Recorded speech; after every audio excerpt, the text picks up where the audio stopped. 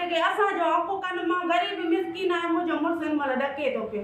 रानीपुर के रिहायशी लाल बख्श उर्फ मोहम्मद छुट्टल अबड़ो ने अपनी अहलिया और बेटी के हमरा एहतजाज करते हुए मीडिया को कहा कि इसके भतीजों मीर हसन, मोहसिन, एहसन अली हसन वल्द मोहम्मद हसन और आसिफ अली वल्द मोहम्मद जुम्मन ने 1 साल कबल इससे 50,000 रुपए कर्ज दिया था, जिसमें से सिर्फ 10,000 रुपए वापस किए, जबकि बाकी रकम अभी तक अदा नहीं की गई। लाल बख्श अबड़ो ने बताया कि जब वो अपनी रकम का तकाजा करने गया तो मुल्जमान ने इस पर हमला करके तशद्दुद किया और उसे जख्मी कर दिया। इनका कहना था कि मेरे साथ कुली ज्यादती और जुल्म किया गया है। मां पंहिंजे भाणेजनि खे पैसा ॾिना वठी 50,000 उन्हीं खे साल खनि गुज़रिया। 50,000 मां 10,000 रुपया वापसी थिया। 40,000 जे लाइ मां पंध कंदो रहियां। पूरो साल खनि गुज़री विया।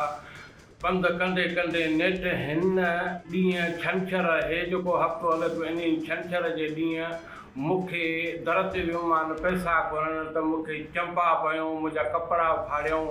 लाल बख्श अबड़ो की एहलिया ने मीडिया से गुफ्तगू करते हुए कहा कि रानीपुर पुलिस स्टेशन में एनसी दाखिल कराई, लेकिन पुलिस की जानिब से ताहाल कोई कार्रवाई अमल में नहीं लाई गई। उनका कहना था कि हम लोग गरीब हैं, हमें इंसाफ दिया जाए। असां सां विड़िया असांजो मुंहिंजो मुड़ुसु विनय पंहिंजा पैसा पंहिंजो हक़ घुरण उन खे भाणेजनि मारियो आहे, भाइटनि मारियो आहे त तूं वठी ॾेखार पैसा त तोखे असां जान मञूं। ठीकु आहे, तंहिं कंदे हिनजो भाणेजो नंढो आहे त उहो मूंखे धमकियूं थो ॾिए। मूंखे अची दगनि में मूंखे चवनि था तूं काथे दाई वई ऐं काथे जेको आहे सो काथे दाज ॾेई वञी त तोखे अगवा कंदासीं, तुंहिंजा बचा गुम कंदासीं।